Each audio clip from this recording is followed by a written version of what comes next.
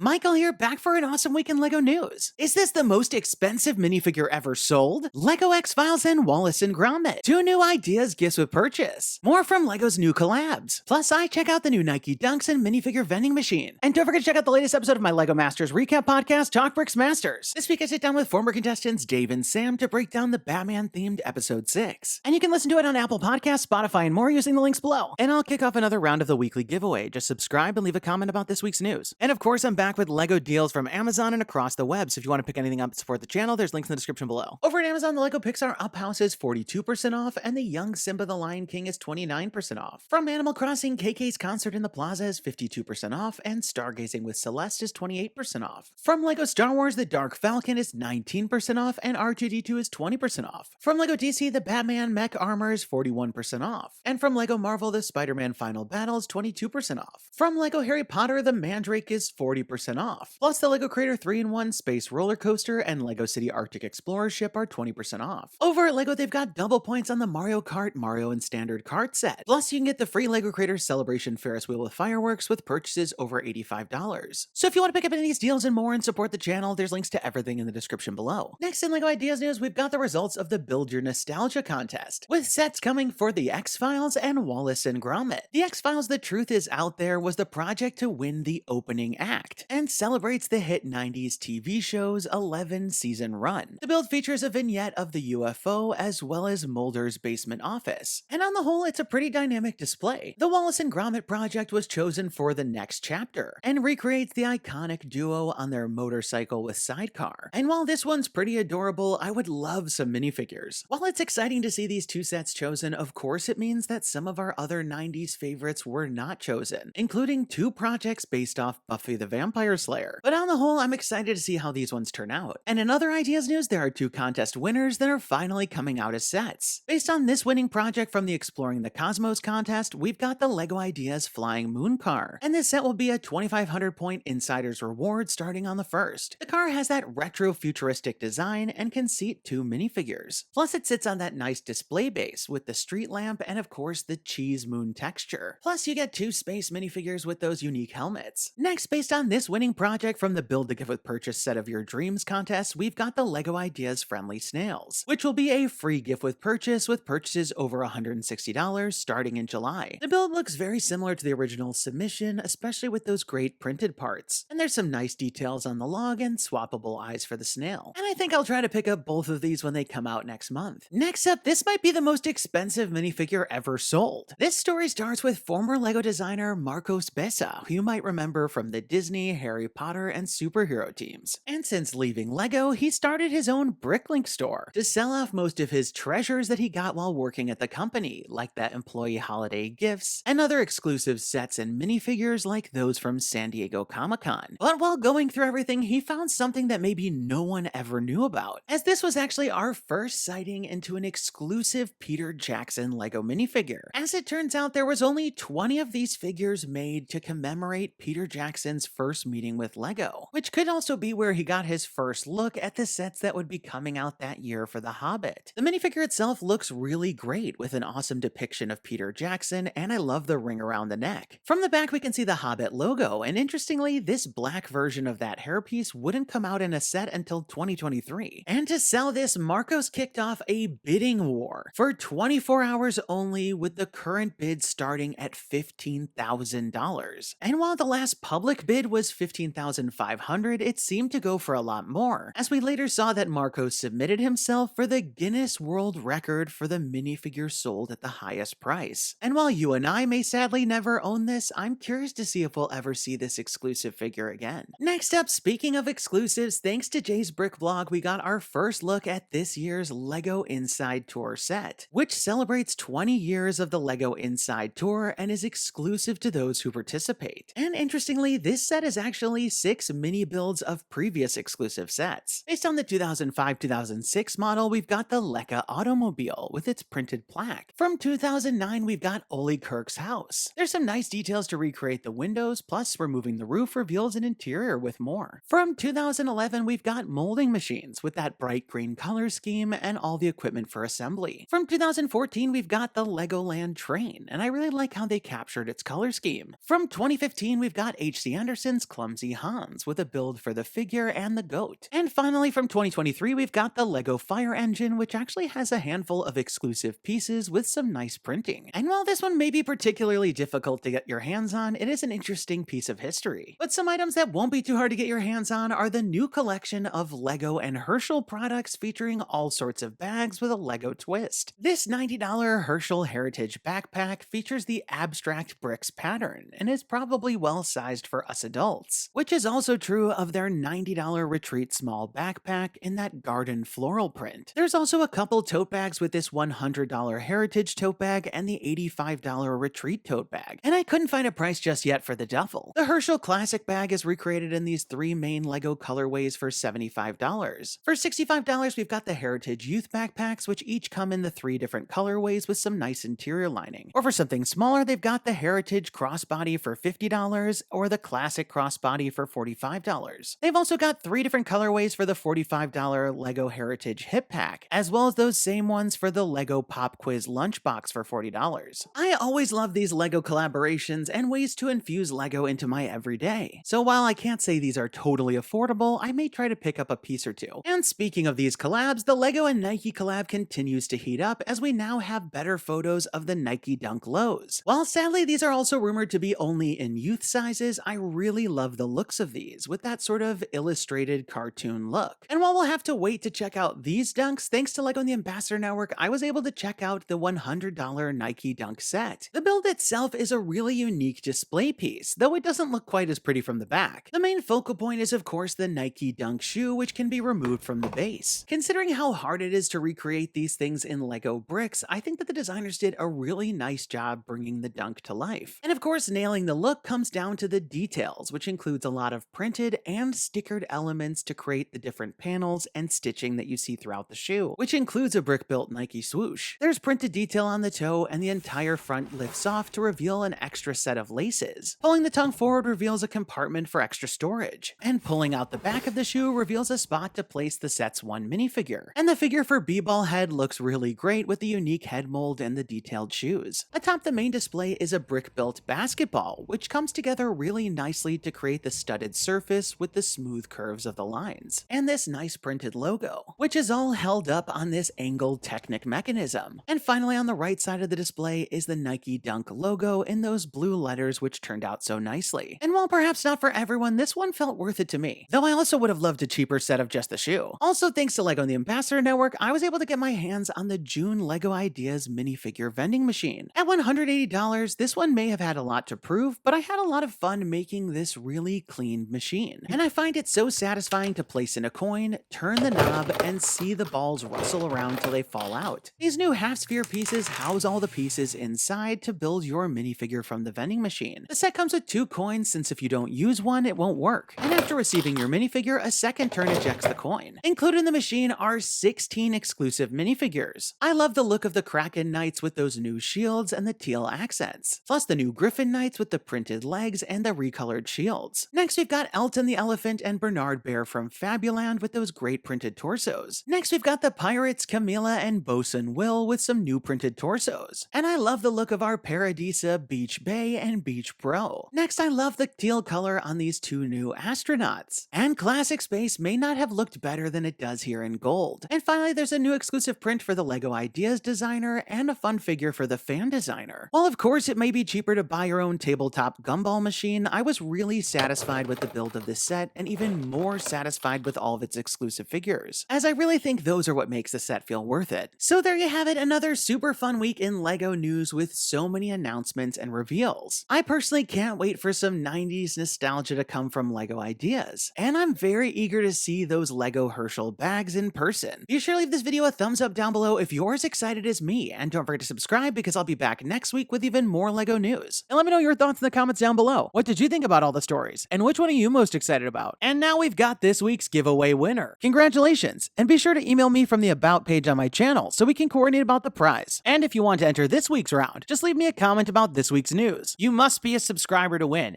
And definitely turn on notifications to find out when my next video is posted, because I'll be announcing the winners at the end of some of the videos. That's all the time we've got for today. Thanks, and have a good one!